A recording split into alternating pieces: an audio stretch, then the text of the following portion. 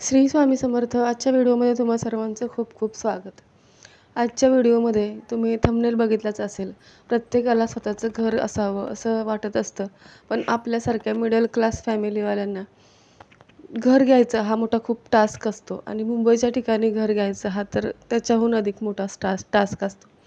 गावच्या ठिकाणी एखाद्या वेळी आपण जमीन घेऊन घर बांधू शकतो, पण मुंबईच्या ठिकाणी फ्लॅट किंवा घर घ्यायचं म्हटलं तर खूप स्वप्न अगोदर बघावी लागतात. त्याच्यासाठी खूप मेहनत घ्यावी लागते, खूप पैसा जमा करावा लागतो. तेव्हा कुठेतरी आपण घर घेऊ शकतो. आता गावच्या ठिकाणी सुद्धा खूप महाग झालेले आहे. जमिनीच्या किमती अगदी आसमानाला भिडलेल्या आहेत असं म्हटलं तरी वावगं ठरणार नाही. पण घराचं स्वप्न हे प्रत्येकालाच असतं आणि प्रत्येकाचं घर असावंच. प्रत्येकाच्या डोक्यावर छोटं का असेना पण छप्पर असावं, असं मलासुद्धा वाटतं. म्हणूनच आजच्या व्हिडिओमध्ये किंवा यापुढे येणारे जास्तीत जास्त व्हिडिओ मी घर कसं घर व्हावं यासाठी आपण उपाय छोटे-छोटे बघणार आहोत.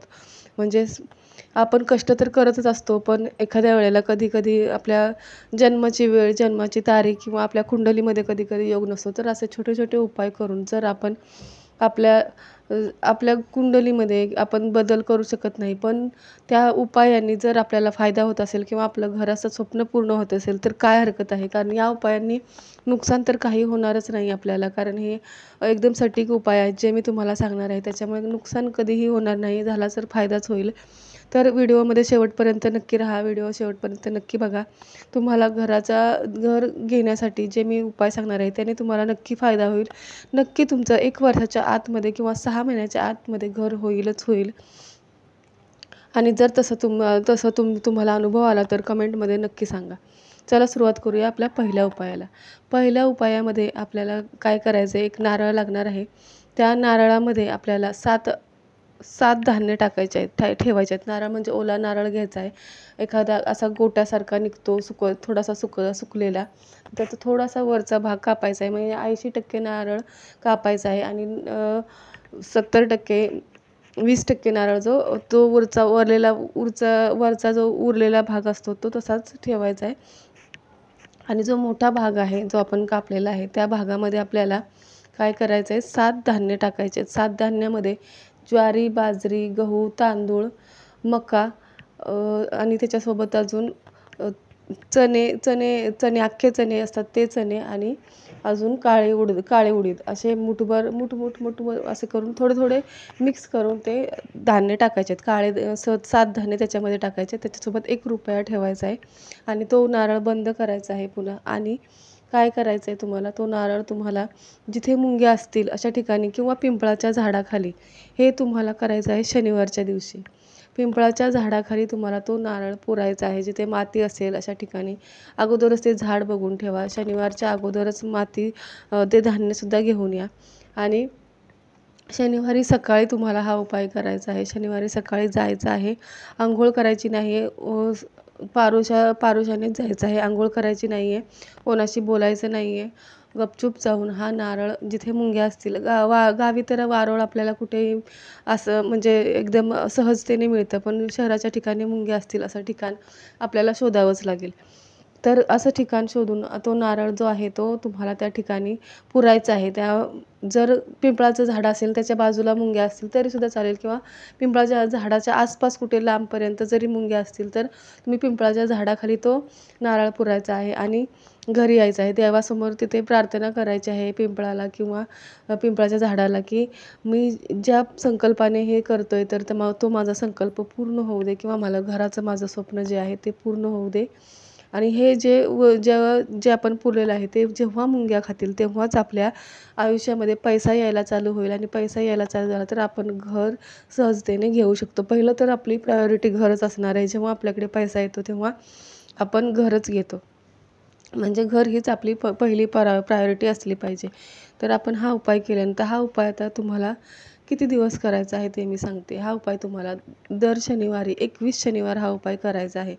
मध्ये खंड पडला तरी एखाद्या वेळी समजा महिला जर हा उपाय करत असतील तर पिरियड आलं तर त्याच्यामध्ये खंड पडू द्यायचा नाही. तो दुसऱ्या व्यक्तीने जरी केला तरीसुद्धा चालेल. परंतु बघा एका महिन्यामध्ये 4 शनिवार असतात. तर 4 शनिवार असं पकडून, म्हणजे शनिवारच्या अगोदर डेट आली किंवा काय असा प्रॉब्लेम आला तर शनिवारी तुम्हाला दुसऱ्या व्यक्तीला तुम्ही हा उपाय करायला सांगू शकता. पण जेणेकरून स्वतःच करण्याचा प्रयत्न करा. 21 शनिवार तुम्हाला हा उपाय करायचा आहे. त्यानंतर दुसरा उपाय जो मी तुम्हाला सांगणार आहे तो सुद्धा शनिवारचाच आहे. तो सुद्धा तुम्हाला 21 शनिवार करायचा आहे. 21 शनिवारी तुम्हाला काय करायचं आहे, असाच एक नारळ घ्यायचा आहे. तो फोडायचा आहे. फोडल्यानंतर अख्खा जो गोटासारखा असा निघतो, सुकलेला नारळ, तसा जर तुम्हाला नाही मिळाला तर साधा नारळ जो आपण घरी देवासमोर फोडायला आणतो तसा नारळ आणला तरीसुद्धा चालेल. त्याचे 2 भाग करायचे आहेत. त्यामध्ये सुद्धा तुम्हाला काय करायचं आहे, शुक्रवारी थोडीशी साखर घ्यायची आहे. 1 मूठभर साखर घ्यायची एका भांड्यामध्ये. ती आपल्या देवघरामध्ये ठेवायची. जी आपण रोजच्यासाठी वापरतो चहा करण्यासाठी अशी साखर घ्यायची नाही. आपण दुकानातून आणली तरी चालेल. 100 ग्रॅम साखर घेऊन या दुकानातून. ती साखर मंदिरामध्ये ठेवा शुक्रवारी, आणि शनिवारी सकाळी ती साखर त्या नारळामध्ये भरायची. नारळ फोडायचा, नारळामध्ये ती साखर भरायची आहे.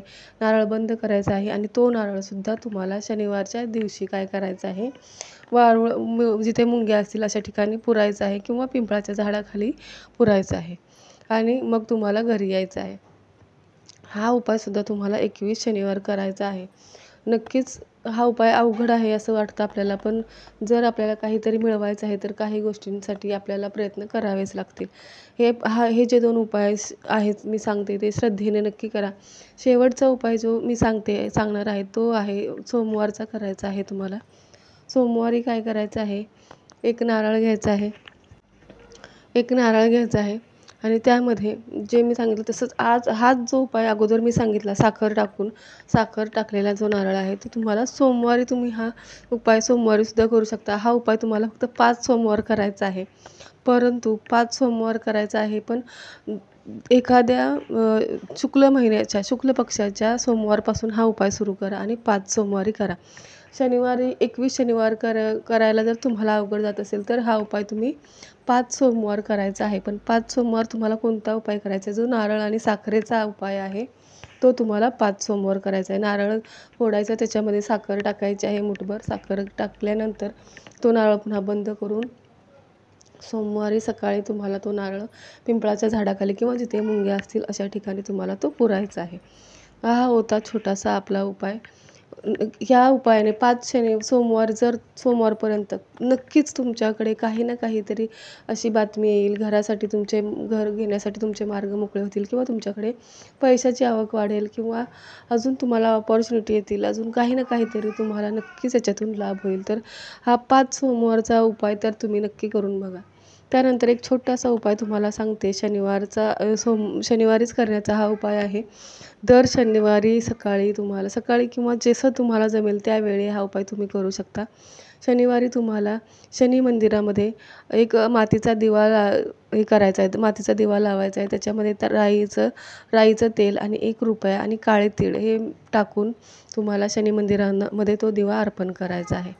हा उपायसुद्धा तुम्हाला 21 शनिवार करायचा आहे. हा छोटासा उपाय आहे. फक्त दिवस जास्त आहेत, पण जर आपण श्रद्धेने करायला गेलो तर दिवससुद्धा आपल्याला कमी वाटू लागतील आणि तुमचा घर घेण्याचा जो मार्ग आहे तो नक्की मोकळा होईल. नक्की तुम्हाला घर घेण्यासाठी काही ना काहीतरी गुड न्यूज होईल, काही ना काहीतरी हालचाल तुमची चालू होईल. तुम्ही टोकन का होईना, पण या 5 सोमवार होण्याच्या आतमध्येच तुम्हाला नक्की काहीतरी हे होईल. 5 सोमवार होण्याच्या आतमध्ये किंवा 21 शनिवार 21 शनिवार पूर्णही होणार नाही तर तुमच्या घराकडे पहिलं पाऊल टाकलेलं असेल. हा नक्कीच उपाय हे 3 करून बघा. चला भेटूया पुढच्या व्हिडिओमध्ये. तोपर्यंत श्री स्वामी समर्थ. अशा छोट्या व्हिडिओंसाठी व्हिडिओ कुठेही आवडला असेल तर नक्की लाईक करा आणि चॅनलला सबस्क्राईब करायला विसरू नका. पुढच्या व्हिडिओमध्ये सुद्धा मी घर घेण्यासाठी कोणकोणते अजून उपाय तुम्हाला सांगता येतील याचा नक्की प्रयत्न करेन आणि हे उपाय करून तुम्हाला काय अनुभव आले याचा नक्की कमेंटमध्ये सांगा. पुन्हा भेटूया पुढच्या व्हिडिओमध्ये. श्री स्वामी समर्थ. धन्यवाद.